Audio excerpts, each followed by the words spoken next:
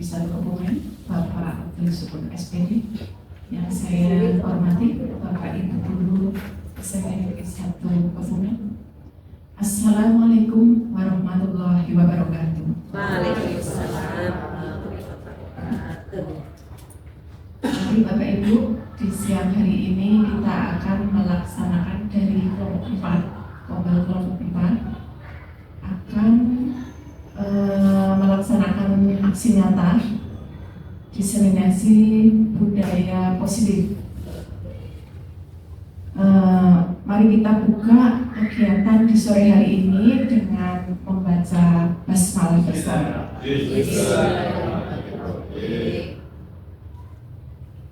Untuk selanjutnya, sambutan dari Bapak Kepala Sekolah kepada beliau Bapak Abdul Syukur SPD, disilakan.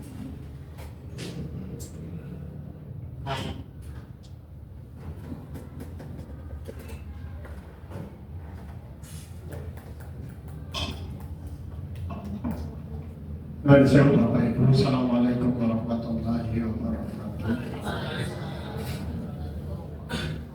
Bapak Ibu yang saya hormati, pertama-tama marilah kita panjatkan syukur kehadirat Allah Subhanahu wa Ta'ala atas rahmat lebih daya dan hidayahnya. Alhamdulillah kita bisa bertemu di ruang ini dalam rangka komunitas belajar yang alhamdulillah penyajiannya itu kelompok 4, mudah-mudahan ini bisa dilaksanakan dengan baik sesuai dengan yang kita harapkan bersama. Kemudian yang kedua, salam salam kita sanjungkan kepada Nabi Muhammad SAW yang senantiasa kita nanti-nantikan sahabatnya di akhir nanti. Amin. Bapak Ibu yang saya hormati, alhamdulillah ini memanfaatkan waktu daripada waktu ini dalam keadaan yang seperti ini yang banyak sekali kegiatan, kita bisa memanfaatkan waktu dengan sebaik-baiknya. Mudah-mudahan dari pemanfaatan waktu ini nanti akan bisa bermanfaat untuk tentunya kita bisa menambah pengetahuan kita tentang disiplin positif. Monggo nanti ada beberapa hal. Yang pertama, kita tahu disiplin positif itu apa. Mungkin nanti ada segitiga restitusi itu. Kemudian yang kedua barangkali itu menambah itu. Kemudian yang kedua, kita tahu bagaimana coba kita cara menyusun aksinya tadi seperti paling tidak ini adalah contoh, sehingga nanti teman-teman bisa aksinya tentu di antaranya ada wacana seperti ini untuk bisa pembelajaran kita. Barangkali itu saja karena waktu ini nanti Mas Nagi diperkirakan sekitar 1 jam, sehingga kalau sekarang sudah jam 13 atau 13 lewat, malah ini kemungkinan nanti akan berakhir sekitar jam 2. Ya segitu Mas Egi ya. Barangkali itu saja, kurang lebihnya mohon maaf. Assalamualaikum warahmatullahi wabarakatuh.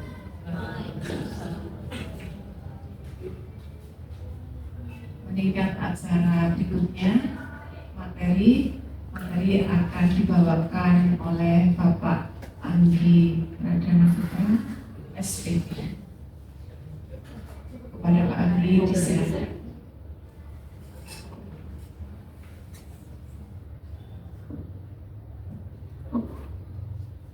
Terima kasih Bu Edi. Assalamualaikum warahmatullahi wabarakatuh. Yang terhormat Pak Syukur selaku Kepala SMP 1 Kebumen, yang saya hormati Bapak Ibu Guru SMP 1 Kebumen, marilah kita panjatkan puja dan puji syukur kehadirat Allah Subhanahu wa Ta'ala yang telah memberikan rahmat hidayahnya sehingga kita dapat berkumpul di sini dalam acara komunitas belajar Spensa Excellent, sekaligus untuk aksi nyata diseminasi budaya positif di SMP 1 Kebumen dalam kegiatan pendidikan guru penggerak. Bapak Ibu yang saya hormati, kegiatan ini kemarin saya berkolaborasi dengan Bu Tripuji.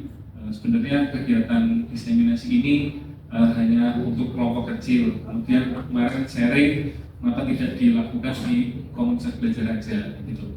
Jadi sekaligus bisa untuk mengisi di bulan ini atau minggu ini kami dari kelompok 4 dan sekaligus untuk menyampaikan materi tentang budaya positif yang mungkin sebelumnya sudah pernah disampaikan oleh Bu Tripuji. Tapi berkaitan dengan pendidikan guru penggerak, ini ada tugas untuk diseminasi dan durasinya ini minimal 60 menit. Jadi saya nanti cuma membacakan tayangan PPT yang ada di sini, nanti kita akan berdiskusi bersama-sama. Gitu. Tadi yang sudah disampaikan oleh Pak Abdul Syukur terkait dengan mungkin ada keyakinan kelas dan segitiga restitusi yang ternyata apa yang saya pribadi sudah dilakukan di sekolah ini ternyata masih keliru dalam menangani anak-anak yang melanggar keyakinan kelas. Gitu. Baik, untuk judulnya adalah budaya positif. Di sini nanti ada 6 materi yang nanti akan saya sampaikan secara cepat, kilat. Gitu. Monggo Bu Titi untuk dilanjutkan. Dan ini biodata saya akan di Pradana PDP angkatan 11, saya laki-laki dari Kebumen. Lanjut Bu Titi. Ini sebelum kita mulai, monggo Bapak Ibu untuk seperti slide yang ada di depan, yuk kita senyum selama 30 detik. Hitung ya, 1, 2, 3, 4, 5, 6, 7, 8, 9, 10, 30. Oke, tepuk tangan dulu. Terima kasih Pak Gini, senyumnya sangat menawan dan membuat suasana jadi lebih hangat ya. Lanjut, untuk kesepakatan forum diseminasi ini sudah tidak perlu dicatat lagi. Bapak Ibu semua sudah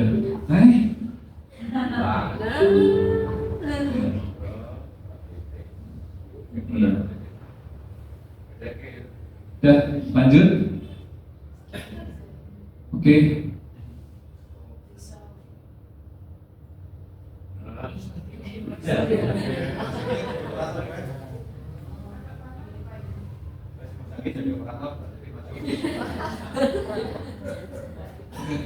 Bapak Ibu yang saya hormati, mohon izin menyampaikan untuk materi ini. Di sini banyak senior, ada Pak Diki, Pak Kiryono, mungkin ini sudah lebih paham tentang budaya positif, khususnya di lingkungan SMP Negeri 1 Kebumen. Bahwasanya untuk menjadi seorang guru yang baik harus memiliki kemampuan dalam mewujudkan budaya positif di sekolah. Budaya positif tersebut dapat dijalankan dengan menerapkan konsep inti.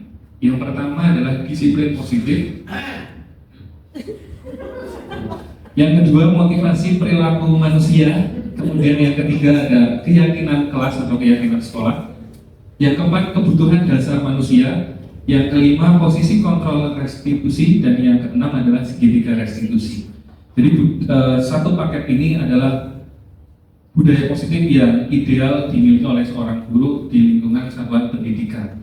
Karena kalau kita mengibaratkan budaya positif ini ibaratnya adalah pusat perbelanjaan modern, yaitu mall misalkan. Kemudian yang budaya yang tidak positif misalkan pasar tradisional. Jadi ketika kita berada di mall, setelah kita memakan suatu makanan, bungkusnya pasti kita akan mencari tempat sampah. Atau mungkin kita akan simpan dulu di kantong, kemudian kita keluar, kita cari tempat sampah. Karena lingkungan di situ sudah positif, kita akan merasa malu untuk buang sembarangan ini. Beda cerita kalau kita ada di pasar tradisional, dengan mudahnya kita akan membuang sampah di pojok-pojok yang sudah ada sampah di situ. Karena memang lingkungannya sudah seperti itu, kumuh. Jadi di era sekarang di pendidikan khususnya, apalagi sekarang banyak swasta yang bonafit, elit. Nah itu ternyata mereka membeli lingkungan belajar yang positif. Dan saya kira SMP 1 Kebumen ini sudah bagus, lingkungan belajarnya sudah positif, disiplin positif, budayanya juga positif. Lanjut Bu Titi. Ya, Kemudian yang pertama adalah disiplin positif. Lanjut, nah disiplin positif ini merupakan suatu cara penerapan disiplin yang mengajarkan anak untuk bertanggung jawab dan menumbuhkan kesadaran diri berdasarkan nilai-nilai kebajikan. Jadi dalam anak melakukan sesuatu itu tidak didasarkan oleh rasa takut, rasa takut dengan guru, paksaan dan sebagainya, tapi muncul dari dalam diri. Dan ini yang menjadikan habit seseorang disiplin positif dari kedisiplinan itu. Dan ini tidak langsung datang tiba-tiba. Misalkan hari ini belum disiplin terus besok disiplin, itu nggak bisa. Dan ini harus melalui proses dari kecil. Dari kecil saya dilatih untuk tidur jam 8 malam, itu sudah tidur sama orang tua. Nah, setelah itu orang tua tidak menyuruh pun saya otomatis akan tidur jam 8 malam. Sebelum jam 8 malam sudah ke kamar. Dan itu habit terbawa sampai sekarang. Jam 8 malam sudah tidur. Nanti jam 10 bangun lagi untuk mengerjakan tugas. Lanjut titik. Nah, untuk disiplin positif ini lebih ke arah disiplin diri yang dapat mengontrol diri dalam melakukan segala tindakannya. Dan dalam disiplin positif ini anak-anak akan biasanya akan melakukan tindakan berdasarkan apa yang mereka pernah lihat maupun ada di lingkungan di situ. Ya. Lanjut, kemudian disiplin diri dapat membuat murid untuk memahami dan menyadari berdasarkan motivasi internal. Ini yang tadi disampaikan, bukan akibat paksaan, pujian ataupun hukuman.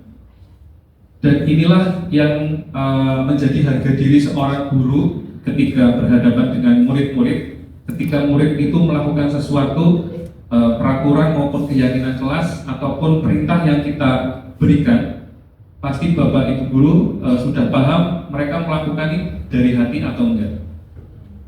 Ketika mereka melakukan itu karena terpaksa, kita akan merasa seperti tidak ada harga dirinya gitu.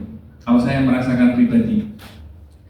Jadi untuk disiplin diri ini kita harus menumbuhkan supaya anak bisa melakukan dengan sepenuh hati, dan otomatis apa yang kita lakukan, kita pelajari untuk anak-anak kita akan masuk ke dalam otak dan ke hati mereka. Walaupun itu hanya sebentar, hanya sedikit materi yang diberikan, kalau anak melakukan itu dengan sepenuh hati, insya Allah hasilnya akan maksimal. Seperti halnya Pak Parsimin dalam melatih kegiatan paduan suara, itu benar-benar Pak Parsimin harus menyadarkan dulu subjeknya untuk sinkron dengan apa yang dikehendaki oleh Pak Parsimin. Heart to heart, gitu ya Pak Diki ya. Hati ke hati dulu, ambil hatinya dulu. Ketika sudah ambil hatinya, Pak Parsimin mau bertingkat seperti apa, pasti anak akan melakukan itu. Dan tidak dengan terpaksa, melakukan dengan sepenuh hati dan hasilnya bisa terlihat atau produknya bisa terlihat. Kegiatan paduan suara baik di sekolah maupun di tingkat kabupaten ini hasilnya maksimal. Dan ini yang diharapkan oleh kita di kurikulum Merdeka untuk selalu menumbuhkan sikap disiplin positif. Lanjut, nah untuk output dari disiplin positif itu yang salah satunya adalah untuk menciptakan dan menumbuhkan budaya positif. Salah satunya adalah untuk membuat anak ini memenuhi 6 karakter profil pelajar Pancasila. Jadi endingnya di sekolah itu, kalau menurut saya pribadi, nanti kita bisa diskusi, endingnya mereka datang ke sekolah itu untuk terciptanya profil pelajar Pancasila. Melalui apa? Jadi melalui kegiatan-kegiatan yang ada di sekolah. Ada kegiatan intrakurikuler, kemudian ada kokurikuler, ekstrakurikuler, dan kegiatan-kegiatan insidental lainnya. Nah, ini yang akan menciptakan 6 profil pelajar Pancasila. Sebelum ada tentang profil pelajar Pancasila, saya pribadi ketika anak datang ke sekolah, tujuannya yang main pinter, main nilai baik, nilainya dapat 100. Ternyata itu salah, karena kalau kita berorientasinya sama nilai atau kepintaran, kita akan kalah dengan bimbel-bimbel yang ada di luar sana. Jadi kalau bisa diibaratkan, ketika kita mendidik anak selama 3 tahun di sini, ini akan kalah dengan bimbel ekspres yang dilakukan mungkin dalam jangka waktu 3 bulan di drill untuk mengerjakan soal dan hasilnya pasti baik. Nah, tapi di dalam bimbel itu tidak akan menumbuhkan profil pelajar Pancasila karena hanya direct langsung untuk pembelajaran materi-materi tertentu. Jadi di sekolah tujuannya adalah profil pelajar Pancasila. Kayak gitu. Jadi apapun kegiatan yang ada di sekolah, kalau kita sebagai guru bisa mengaitkan dengan profil pelajar Pancasila, ini pasti akan tertanam di dalam anak-anak itu.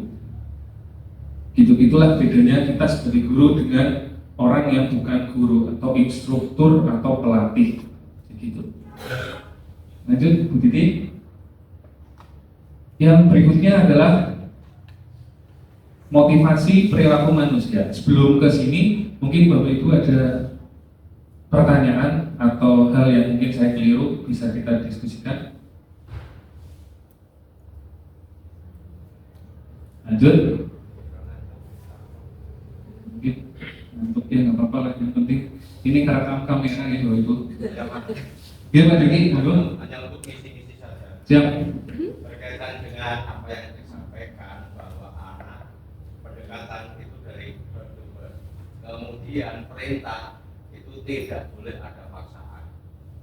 Tetapi kenyataannya itu juga banyak orang pakar-pakar mengatakan bahwa sekarang yang namanya istilahnya apa ya, kata-kata jangan, dilarang itu malah tidak mempan. Tapi orang dulu jangan main HP. Kalau sekarang silakan jangan, ada apa? Tidak boleh sebaiknya dan sebagainya. Tapi ternyata malah lebih ampuh. Jangan main HP yang pertama, yang kedua masih jangan main HP yang ketiga, jangan main HP banting, itu malah lebih ampuh daripada yang itu. Jadi ampuh kata-kata mbak-mbak dulu daripada yang sekarang. Itu istilahnya parenting yang seperti itu malah tidak mempan. Yang pertama memang dipaksa, kedua terpaksa, ketiganya selalu terbiasa. Itu pendapat saya. Mungkin salah. Karena saya istilahnya orang zaman dulu.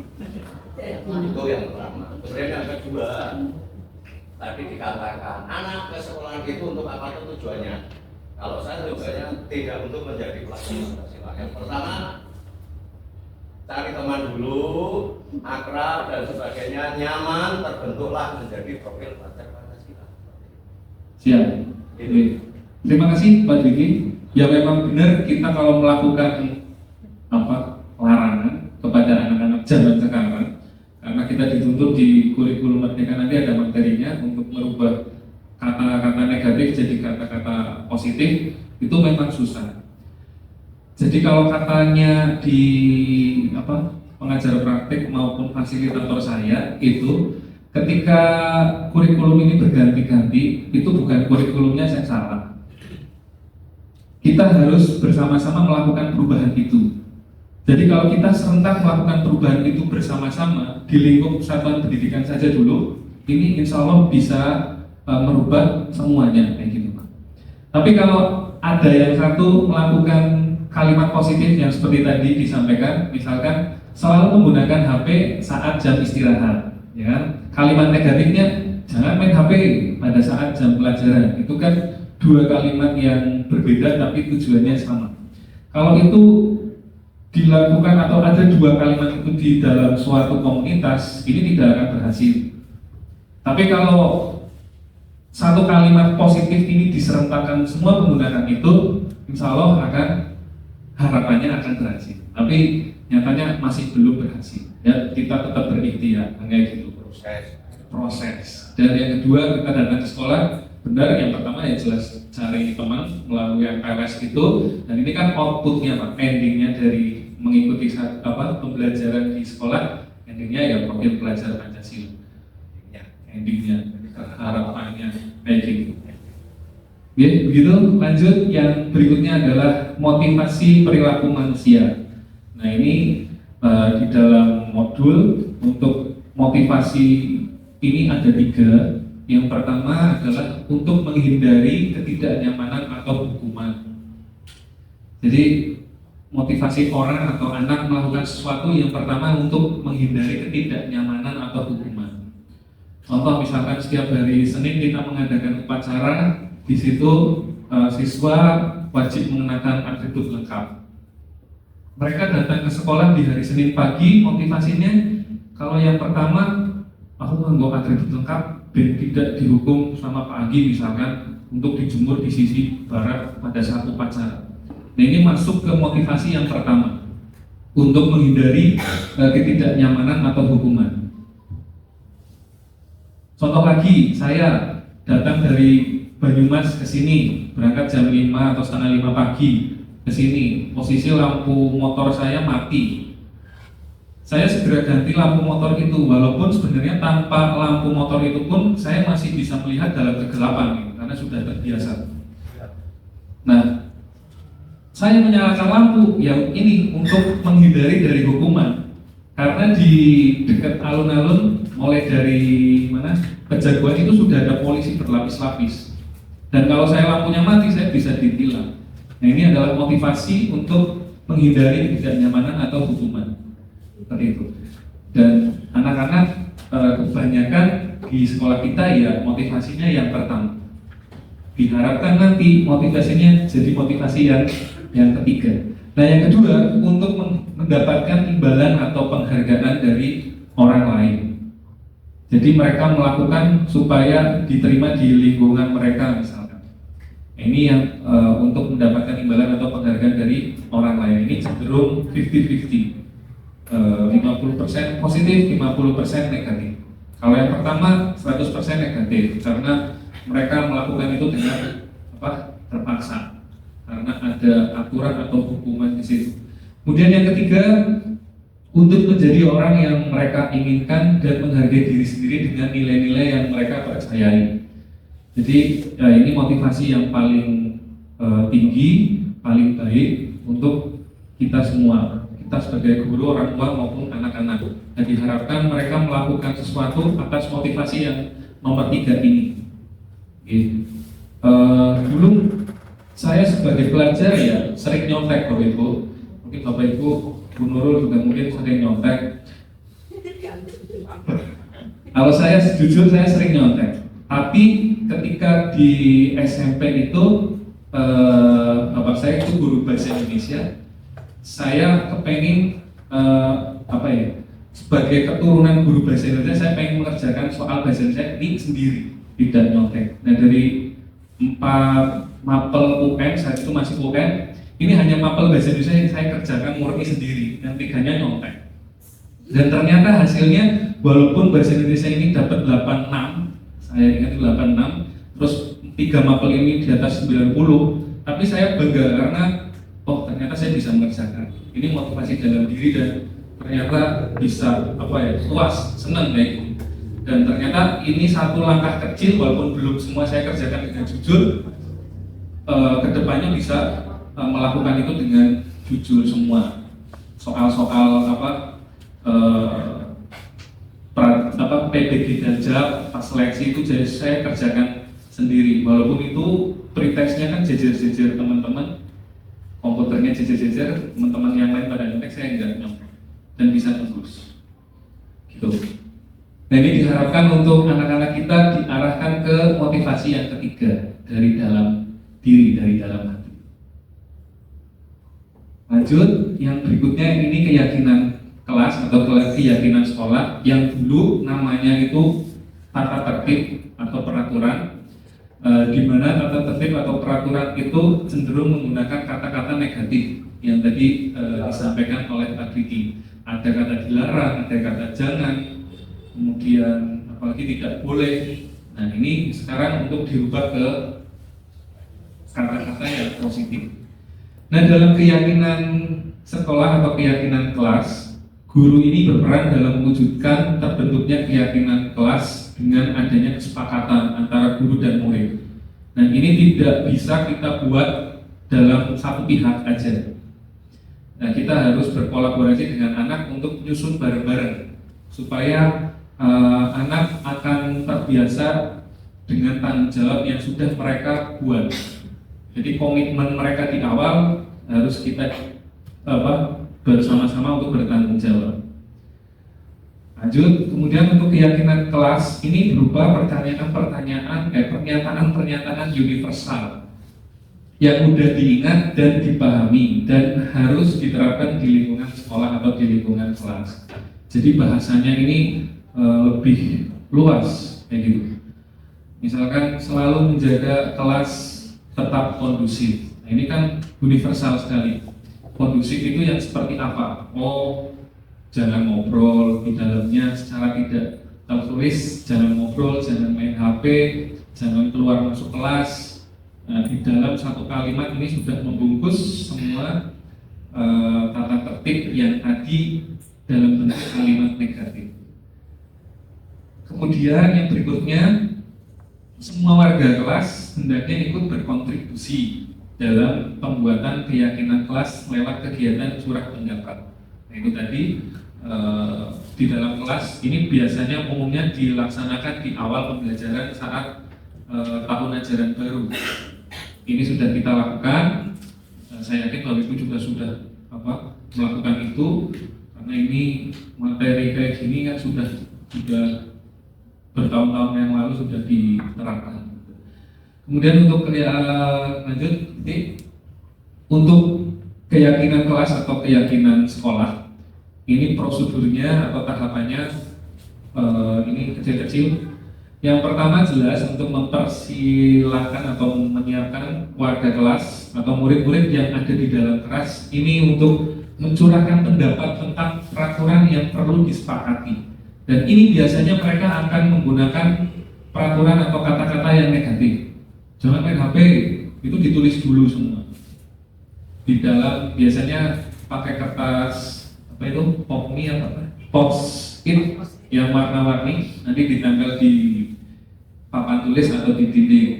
Kemudian dicatat, yang tadi ditulis di post-it. Kemudian bersama guru nanti menyusun kelas sesuai prosedur pembentukan keyakinan kelas dengan cara mengganti kalimat dalam bentuk negatif menjadi positif. Jadi, kalimat negatif, contoh, jangan berlari di kelas atau di koridor. Kalimat positifnya, berjalanlah di kelas atau koridor. Kayak gitu.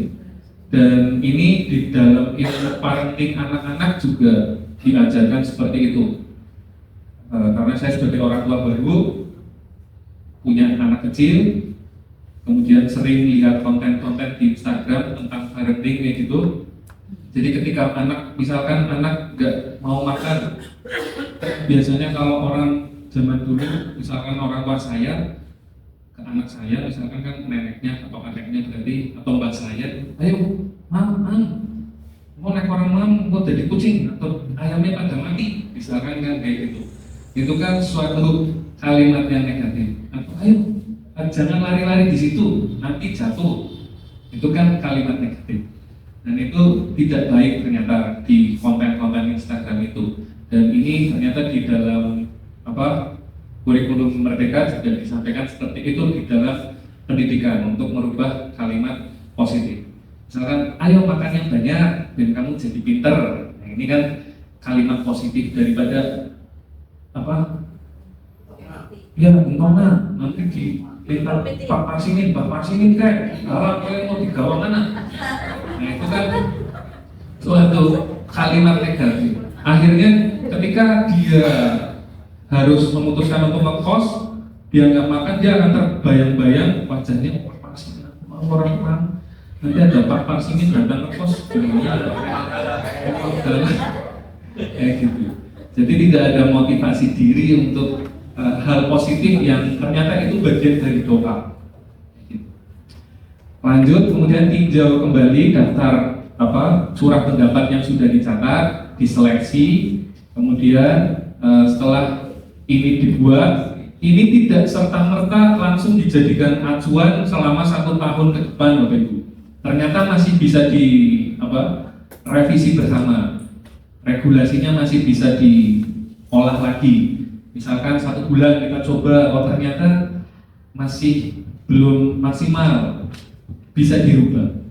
Makanya untuk keyakinan kelas ini tidak perlu banyak-banyak, mungkin cukup 5-7 item yang kalimat positif itu tadi, tapi sudah mencakup semua, supaya anak tidak bingung ini keyakinan kelas yang mana yang dilanggar.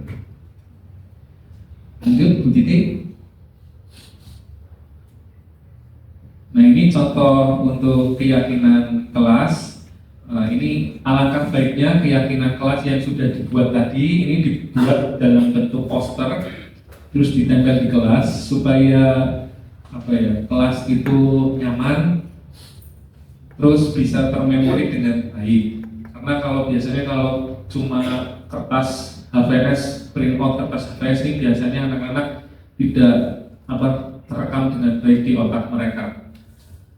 Apalagi cuma disampaikan, tidak ditulis, tidak dipajang di dinding. Nah, ini sebaiknya dibuat dalam bentuk poster yang menarik, karena untuk membuat poster ini sekarang tidaklah sulit. Cukup 5 menit membuka aplikasi Canva, ini sudah bisa beres, tinggal copy paste ke Canva-nya, terus di print berwarna, kemudian ditempel di dinding. Nah, ini akan membuat kelas ini menarik dan membuat anak-anak tadi nyaman untuk berada di kelas melakukan proses pembelajaran. Begitu, ada pertanyaan tentang keyakinan kelas mungkin Bapak Ibu sebelum dilanjut. Nah, ini secepat kilat. Oke, Bu Reni.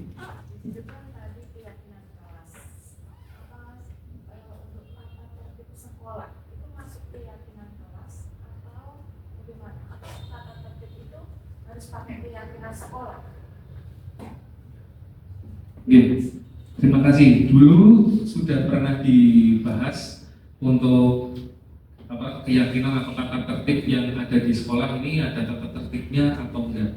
Nah, ini tetap keyakinan sekolah berarti Bu secara keseluruhan bersama. Dan ini biasanya disusun di awal pembelajaran atau awal tahun ajaran kayak gitu.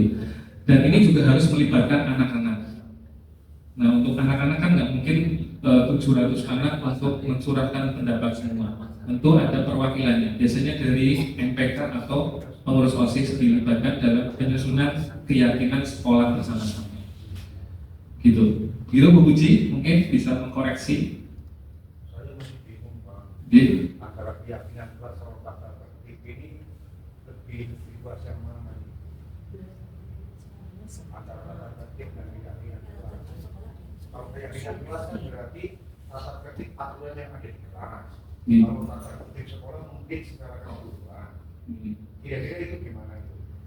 Jadi diharapkan untuk keyakinan kelas ini sudah mengcover semua tata tertib yang ada di sekolah. Nah, makanya pentingnya untuk berdiskusi melibatkan anak-anak semua, karena mereka pasti akan menuliskan tata tertib yang sudah ada di sekolah, yang mereka anggap ini nggak boleh loh dilakukan di sekolah, ini nggak boleh loh dilakukan oleh seorang pelajar. Ini kan akan ditulis di papan tulis itu tadi. Misalkan jangan menggunakan sepeda milik orang lain, jangan mencuri, dilarang tawuran, misalnya seperti itu kan akan ditulis semua. Dan ini akan dirangkum Pak.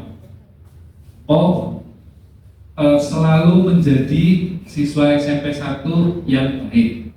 Itu kan sudah mewakili jangan tawuran, jangan minggat atau jangan bolos, terus jangan terlambat. Itu kan sudah tercover dalam satu kalimat itu. Gitu. Kurang lebih begitu sih. Bu Puji mungkin bisa menambahkan Bu. Saya juga. Untuk keyakinan kelas itu adalah nilai-nilai universal ya. sangat universal. Tidak kalau tata tertib itu lebih konkret lagi, tindakan-tindakannya terlihat. Jadi apa namanya, sebenarnya setelah keyakinan kelas itu kita ke anak itu kayak menjabarkan contoh-contoh sikap. Nah itu bisa kita ambil dari yang tata tertib tadi. Jadi lebih konkret lagi itu ke situ. Jadi tata tertib tetap ada, tapi sesuatu yang di kelas itu harus dibangun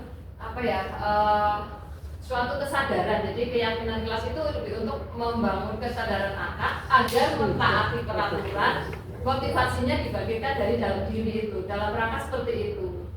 Gitu mungkin ya Pak Ahli. Ya, terima kasih Bu Puji. Ya, jadi bagian dari proses untuk membuat anak-anak memunculkan motivasi yang poin ketiga, motivasi terbaik, motivasi tertinggi, yang mana motivasi itu harus muncul dari dalam diri mereka. Kayak gitu, ya Bu Puji ya. Gitu ini. Lanjut tadi.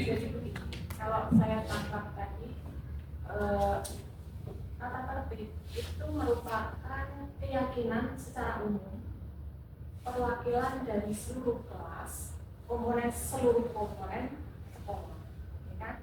Yang harus didiskusikan saat awal tahun belajar.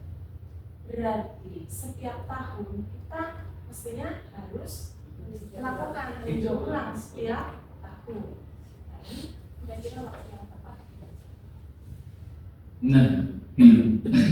Tadi untuk keyakinan kelas kan tidak mutlak ini permanen dari tahun 1978 sebelum Masehi sampai 2024. Peraturannya itu terus, tapi harus selalu ditinjau ulang gitu.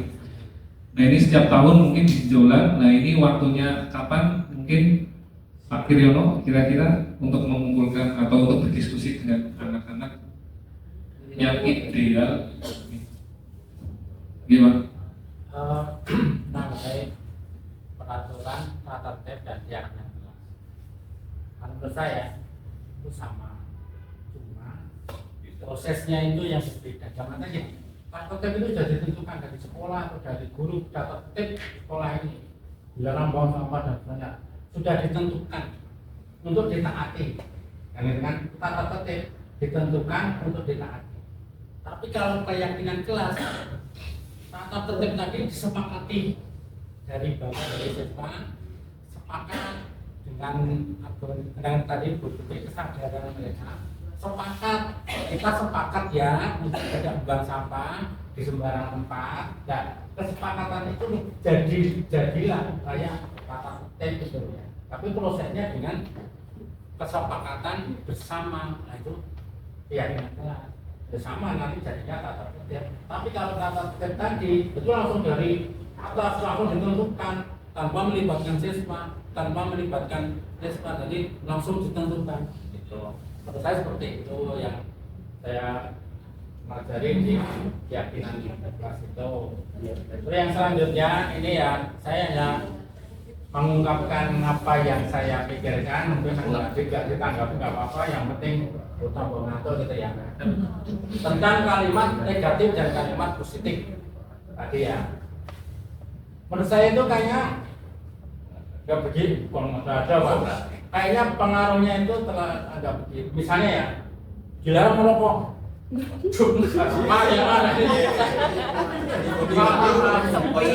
Dilarang merokok. Kan kalimat negatif pengaruhnya. Terus ada lagi di satu tempat, terima kasih Anda tidak merokok. Kira-kira yang kita pikir bersama, ada pengaruh nggak dengan dilarang merokok dan terima kasih Anda tidak merokok? Ya gitu kan ya. Kesadaran dirinya belum, tapi sebetulnya kalau sudah kesadaran itu tujuannya kalimat apapun ya. Bahkan itu ekstrim di buku rokok itu ada.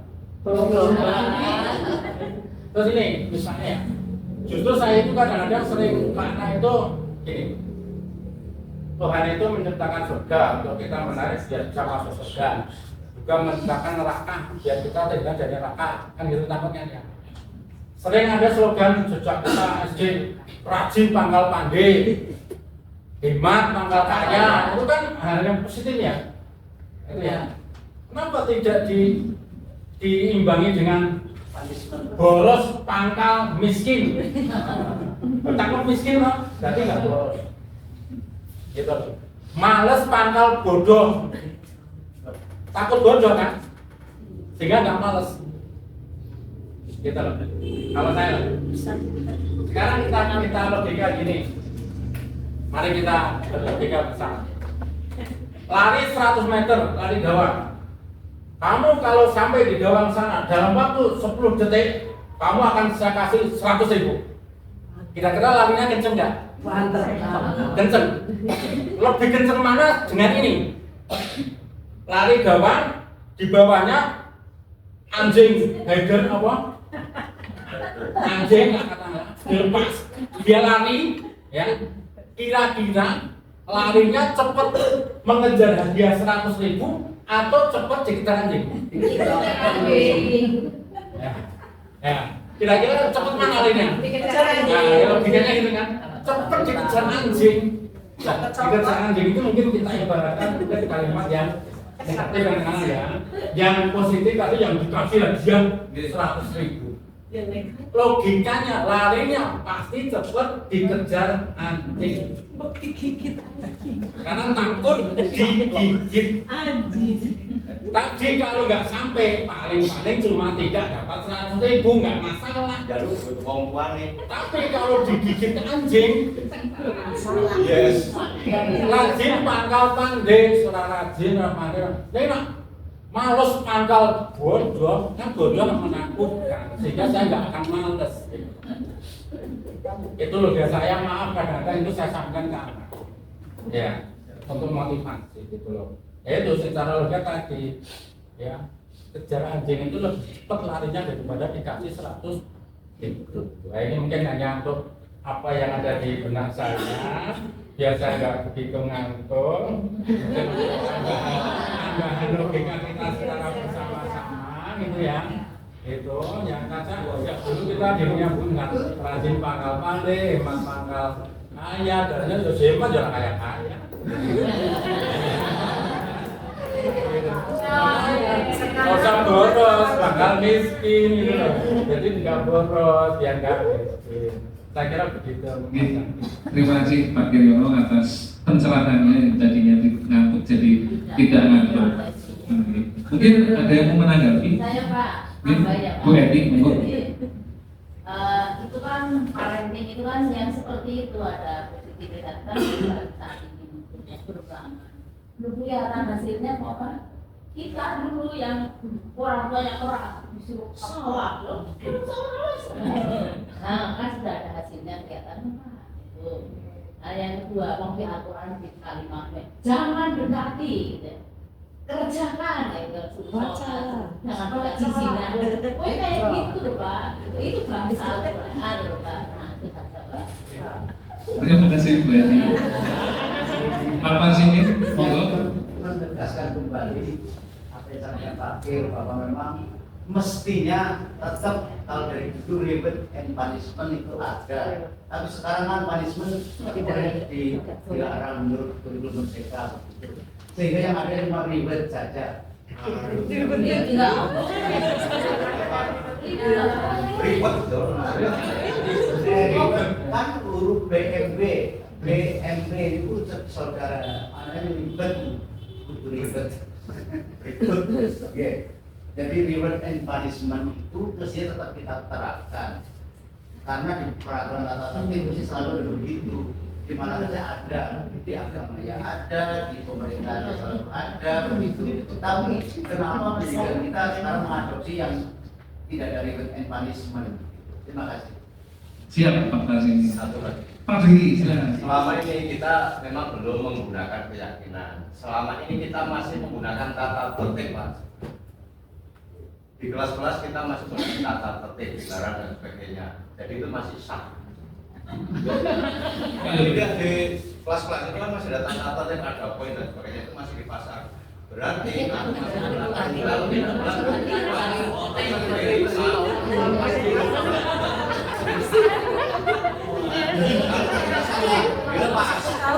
dari tahun 12 tahun 2013 11 tahun Masih aja. Siap Pak Dwi. Kita juga pengetahuan lagi ini. Kembali bahwa catat yang ada itu diperbaiki lagi, dipasang lagi, toh itu nanti hasil juga akan bagus daripada yang seperti tadi. Jadi kita harus memaksa dan harus anak nanti menjadi terbiasa. Siap. Bu Puji tadi. Oke. Saya ingin menanggapi. Memang kita di generasi yang apa ya, dulu ada banyak paksaan yang mungkin sehingga kita misalnya kalau analoginya parkir memang benar dikejar anjing mesti jadi gitu Pak. Tapi yang ke peraturan yang lain misalnya ya, memakai helm gitu misalnya, memakai helm. Kalau karena takut mesti nggak ada polisi mesti nggak pakai. Cuman karena bersadar sendiri untuk keselamatan diri sendiri dalam rangka menghargai dirinya sendiri, maka mau ada polisi atau tidak pun tetap pakai helm. Sama halnya kita karena sudah terbiasa dengan reward punishment, kita diminta belajar misalnya dari PMM ya, misalnya kemarin ada RHK yang seperti itu, dikira ada punishment itu kan langsung panik, langsung pada ikut semua, dan ikut semuanya pun bukan karena keinginan untuk mencari ilmu, untuk menghargai diri sendiri dalam rangka meningkatkan kompetensinya, tapi lebih pada ketakutan tadi. Itulah hasil dari yang sudah kita didikan kita bertahun-tahun seperti itu. Efeknya ke situ sebenarnya. Ya kita mungkin memang belum, yang generasi yang ini memang belum, karena kita kan nggak tahu namanya pendidikan itu memang hasilnya tidak bisa langsung dilihat. Tapi yang jelas dari pendidikan yang dulu-dulu yang sudah terlihat sekarang.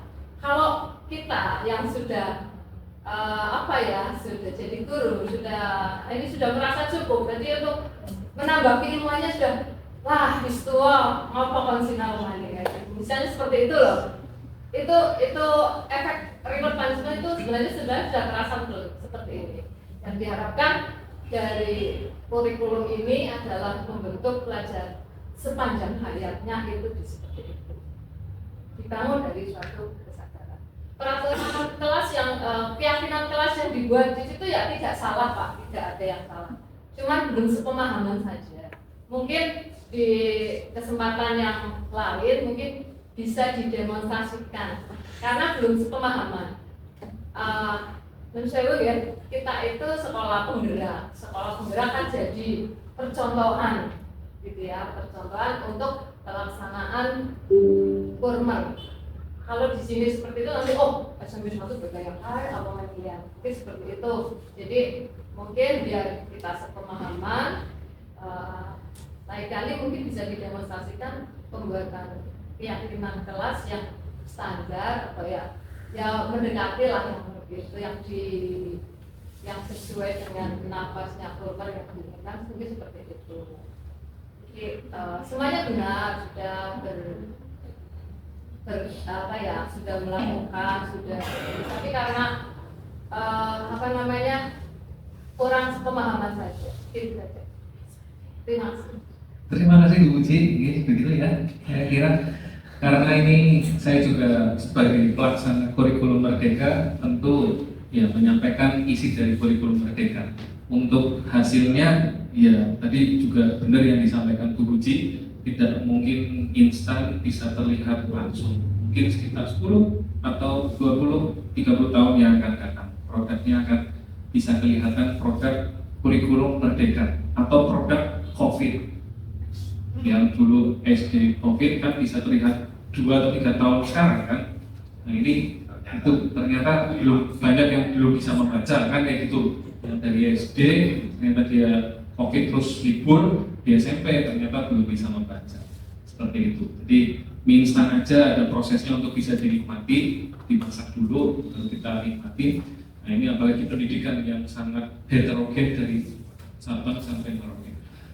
Begitu Pak Ibu, Pak Kiryono ngomong. Ya, jadi dulu mau peraturan partai atau sekarang itu menurut saya semuanya baik tujuannya baik. Nah, Tapi kuncinya kan bukan pada keyakinan, bukan pada peraturan, bukan pada istilah, tapi kesadaran. Karena memang membangun kesadaran itu betapa sulitnya, sehingga sampai pemerintah mungkin pakai ini untuk membangun kesadaran. Ada sebuah kalimat mengatakan bahwa hukum itu tidak akan tegak selamanya sebelum ada kesadaran. Itu dari hukum tidak akan tegak sebelum ada kesadaran. Nah, membangun kesadaran itu memang sangat sulit, perlu proses yang berrefleksi. Terima kasih, super sekali. Tepuk tangan dulu dong. Lanjut, ini ada ice breaking. Mungkin Bapak Ibu bisa berkenan untuk berdiri dulu. Oke, kita dulu.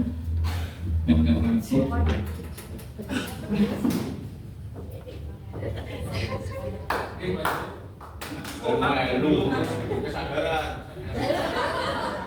Kita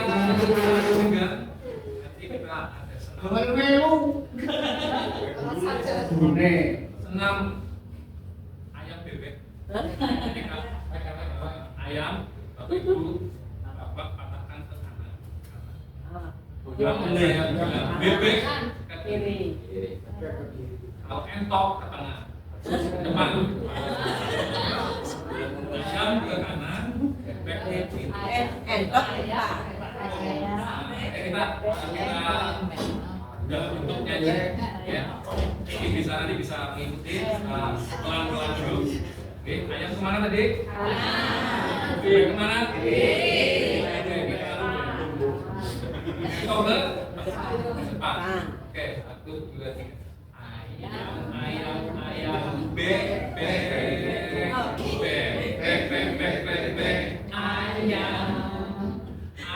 dientok bebek, bebek dientok ayam, ayam bebek entok ayam. Gitu ya. Kita ulangi sampai goyang. Ini semakin di sini semakin cepat irama musik. Guru seni musik, mari kita nyanyikan. Ayam, bebek, ayam dientok bebek, bebek dientok ayam, ayam bebek entok-entokan. Satu kali lagi belum di video, Bu. Iya.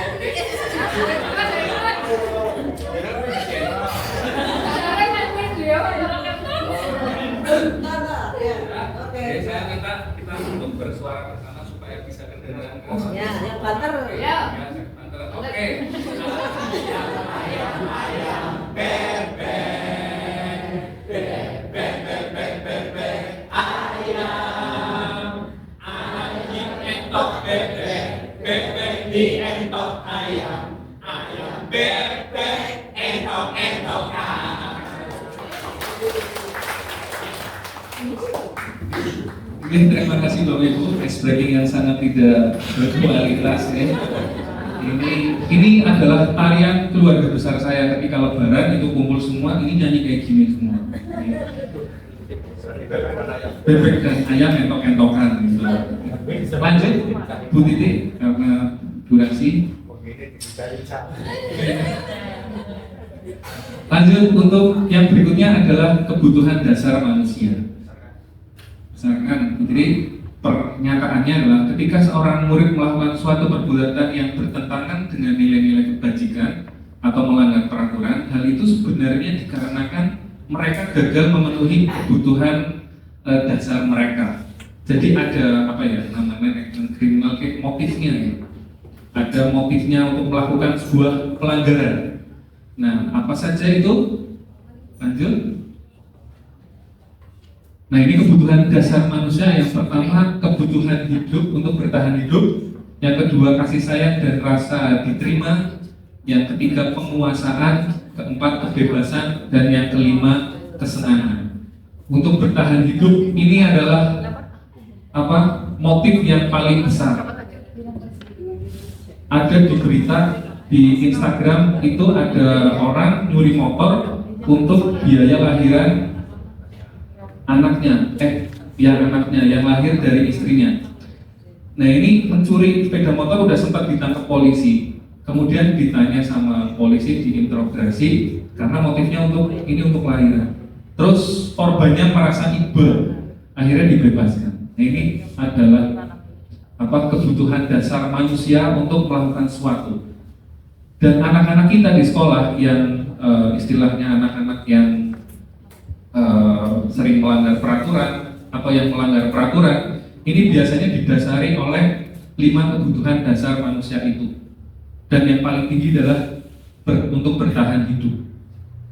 Seperti tadi contoh dari Pak Kiryono, mereka datang terlambat ke sekolah misalkan karena di depan sekolah ini atau anak tersebut dikejar-kejar ular dari rumah, ular kobra.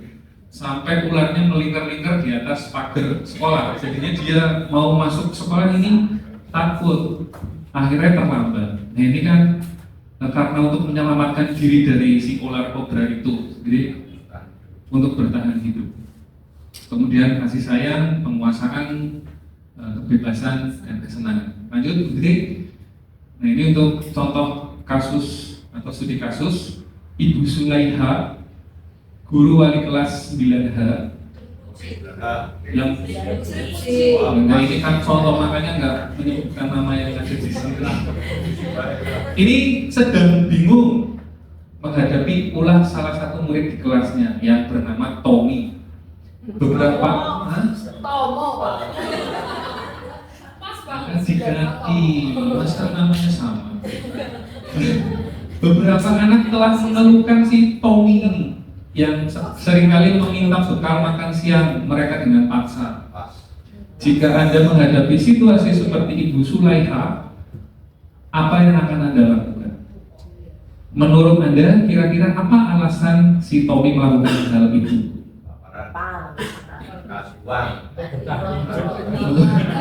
Untuk bertahan hidup.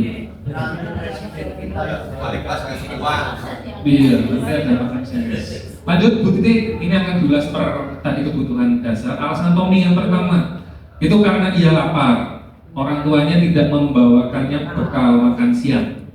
Maka kebutuhan dasar yang sedang berusaha dipenuhi oleh Tommy adalah kebutuhan untuk bertahan hidup. Kalau nggak makan, mati sih. Atau lemes, gitu. Kalau saya juga sama, kalau saya benar-benar kalau nggak makan siang ini udah gemeter sampai di seruang ini udah oleh ngosor gitu. Iya, nah itu salah satu strategi saya makan di boarding atau GoFood dan sebagainya. Jadi ini survival, bertahan hidup. Alasannya kedua, karena dia merasa senang temannya. Ketika dia merasa senang temannya ketika memperhatikan dia. Jadi caper, Pak, ya.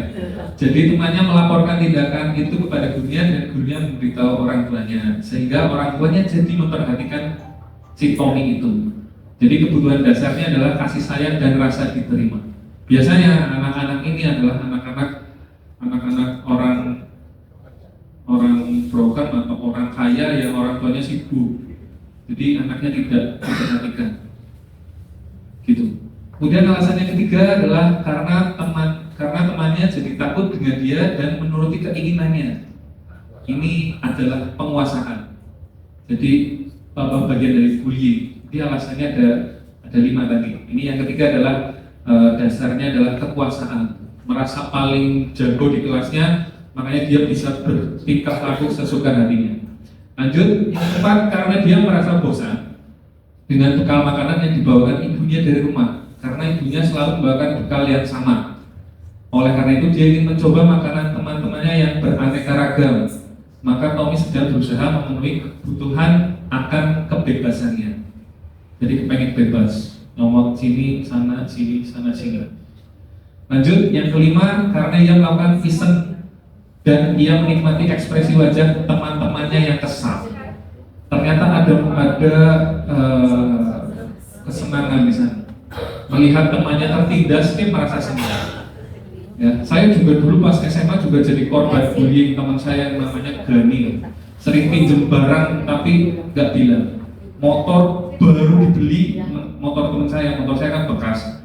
Motor teman saya itu baru, plat nomornya belum keluar, dipinjem sama si Gani itu. Digeber-geber, di sorak-sorak kayak gitu. Nah, teman saya kan mukanya ekspresinya pucat, sedih, takut, ini malah seneng, bocah cengenges gitu.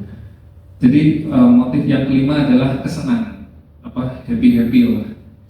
Jadi itu adalah 5 kebutuhan dasar manusia untuk melakukan sesuatu, dan kita harus bisa untuk menanyakan motif itu kepada anak-anak kita apabila anak-anak kita melakukan hal-hal yang tidak sesuai dengan yang ada di sekolah. Yang berikutnya posisi kontrol restitusi. Nah, ini ada 5 posisi kontrol restitusi. Yang pertama, guru sebagai penghukum, guru sebagai pembuat merasa bersalah, guru sebagai teman, guru sebagai pemantau, dan guru sebagai manajer. Ya. Dan yang paling tinggi adalah posisi yang kelima, guru sebagai manajer, tidak sebagai yang penghukum. Ya. Jadi tingkatan yang paling baik atau paling tinggi adalah yang nomor 5, guru sebagai manajer. Lanjut. Nah, ini 5 posisi kontrol dalam metrik tabel, di mana posisi untuk manajer ini berada di sebelah kanan yang mengidentitaskan bahwa ini berhasil atau sukses kontrol dirinya. Gitu. Lanjut. Nah, ini posisi kontrol restitusi di antara kelima ini yang sebaiknya guru berada di posisi kontrol sebagai manajer. Gitu. Lanjut. Sebagai manajer, guru dapat berbuat sesuatu bersama murid, mempersilahkan murid bertanggung jawab, dan mendukung murid agar dapat menemukan solusi bersama-sama. Jadi gurunya ini cuma jadi fasilitator di kelas. Jadi di situ akan tercipta pembelajaran. Contoh kalau di PJOK saya, di PJOK pasti ada anak yang sudah pernah ikut lomba renang, lomba apa, dan pada saat pelat mata atau materi tertentu, maka anak itu yang nanti akan jadi guru. Itulah. Nah, guru cuma nonton, saya cuma nonton. Lanjut.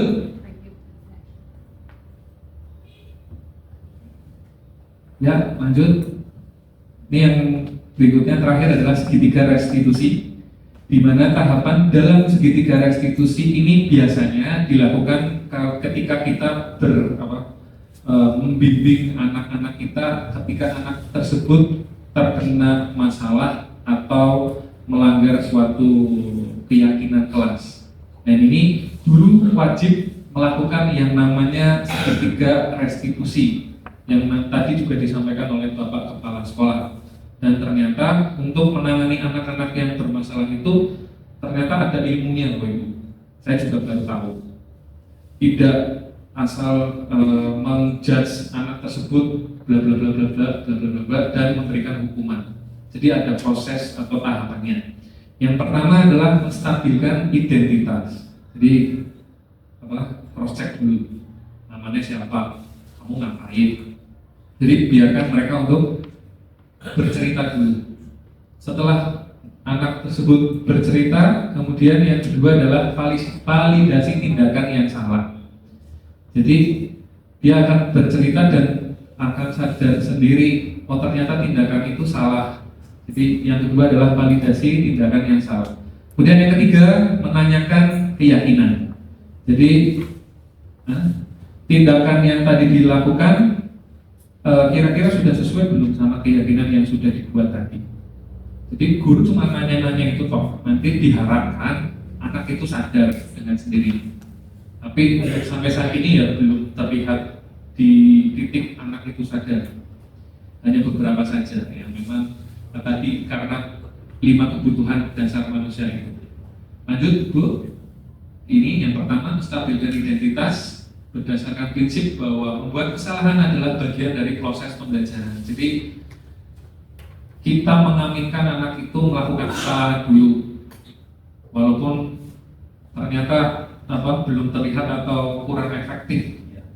Jadi ya udah nggak apa-apa.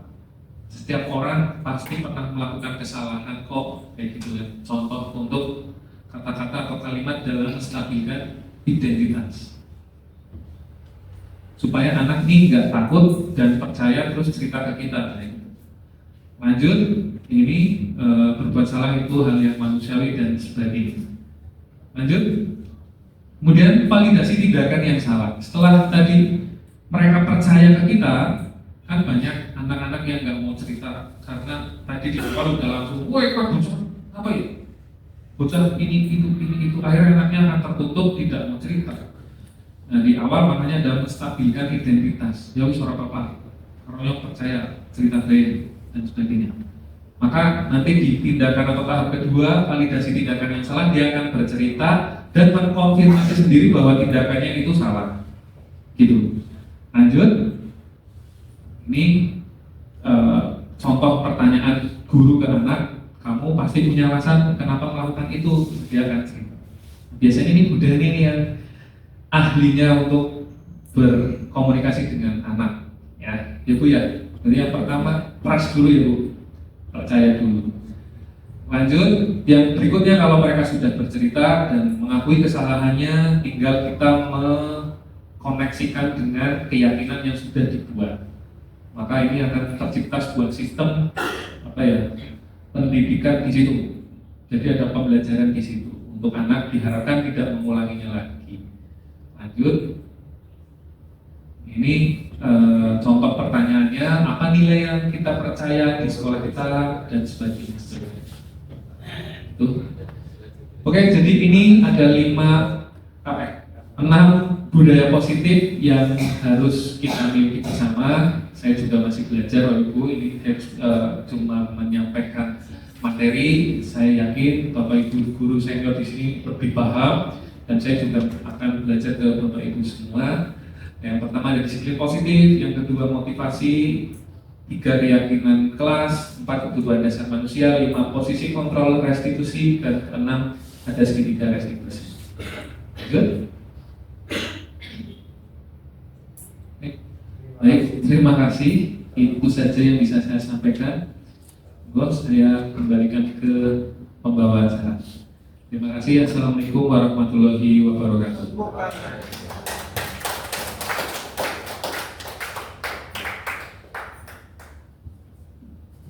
Alhamdulillah, materi dan sekaligus sudah kita lampaui.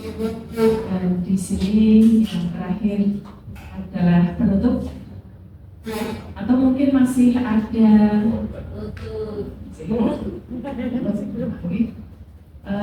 mari kita tutup acara di siang hari ini dengan membaca hamdalah bersama.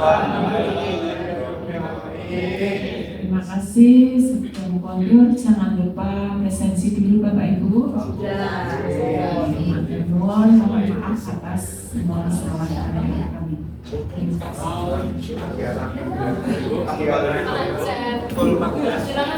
Assalamualaikum warahmatullahi wabarakatuh.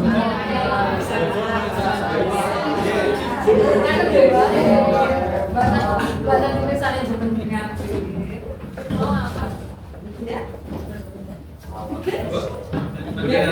Ini